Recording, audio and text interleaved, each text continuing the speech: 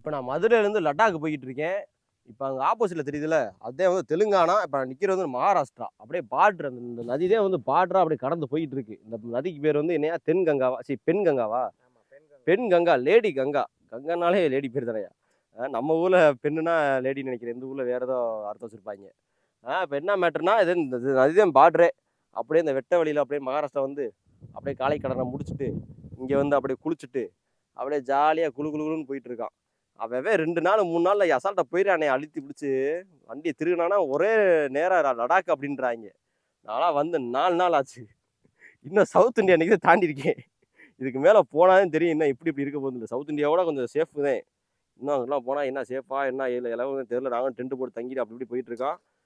இன்னும் போ விலாகலாம் அப்படி அழகாக வந்துகிட்டு இருக்கு. இந்த வண்டி வேற எனக்கு வந்து சொல்லவே முடியல. நம்ம ஊரில் அதிகமாக இந்த வண்டி வச்சுருக்காங்க.